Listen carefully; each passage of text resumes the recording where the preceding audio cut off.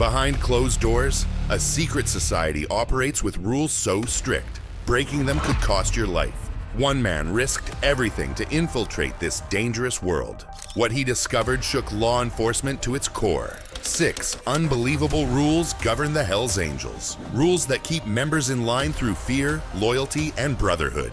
What would make someone willing to die for a motorcycle club? Let's uncover the shocking truth behind America's most notorious biker gang. The Hells Angels story begins in 1948 in San Bernardino, California. Otto Friedli, along with other restless World War II veterans, created something that would outlast them all. What started as a group of war-hardened men on motorcycles transformed into a worldwide organization. Today, they've spread to over 50 countries with more than 425 chapters globally. Their red and white colors aren't random, they're sacred. And that skull with wings logo? Members call it the Death's Head, a symbol that strikes fear in rival gangs and law enforcement alike. But how does an organization like this maintain control over thousands of members across the globe? The answer lies in their rules. Rule 1. The Absolute Loyalty Code. The first and most important rule, absolute loyalty. Death before dishonor isn't just a saying, it's their way of life.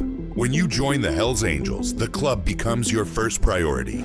Family, second place. Job, less important. Your personal dreams, forget about them. When the club calls, you answer, no matter what time, no matter where you are, no matter what you're doing. One former member described leaving his daughter's birthday party because the club needed him. He didn't return for 3 days. Membership isn't something you can walk away from either. They call themselves Forever Angels. Because once you're in for life. Leaving, only possible with permission. And even then, you'll likely be beaten severely as a going away present. What makes this rule so effective? Fear. The consequence for betrayal isn't just getting kicked out, it's much worse. Undercover agents have described this as the hardest rule to navigate. How do you show complete loyalty to an organization you're secretly trying to bring down? Think about it.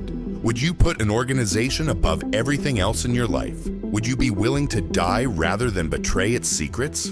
Rule 2. Strict hierarchy and prospect system. The Hells Angels run like a military operation. At the top sits the president, followed by the vice president, sergeant at arms, the enforcer, secretary treasurer, and road captain. Want to join? Good luck.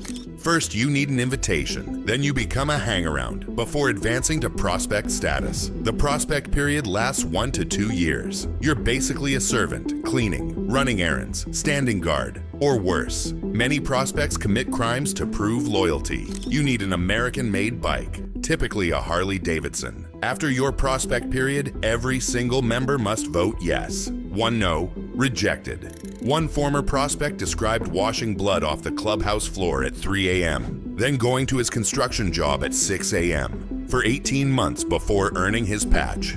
Would you put yourself through this kind of treatment just to join a club? Rule 3. Territory and chapter autonomy. Territory is everything to the Hells Angels. Each chapter controls a specific geographic area, and crossing into another chapter's territory without permission is a serious offense. Want to start a new chapter? You need approval from established chapters, and it's not easy to get.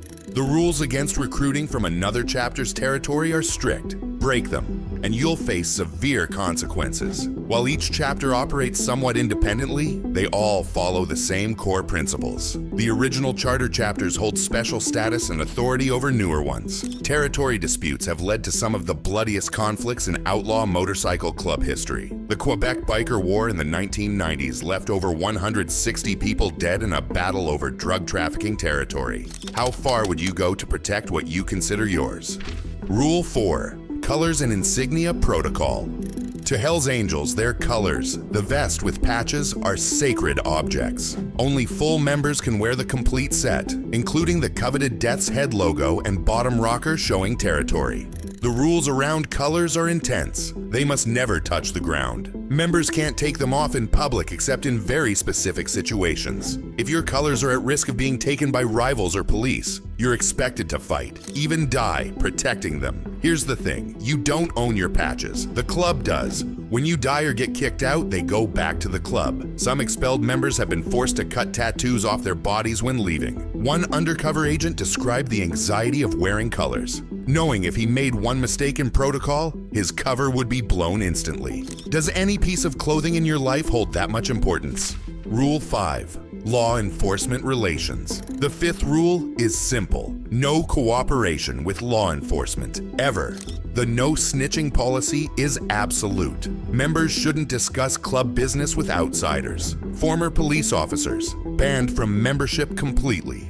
The club has detailed protocols for handling police encounters and raids. Many chapters maintain legal defense funds for members facing charges. They're so paranoid about surveillance that some chapters ban phones and electronic devices during meetings. This rule created the biggest challenge for the undercover agent who exposed these secrets. Imagine living in constant fear that your true identity might be discovered. One slip-up would mean certain death. Why such extreme measures? Because information is power, and the Hells Angels know it.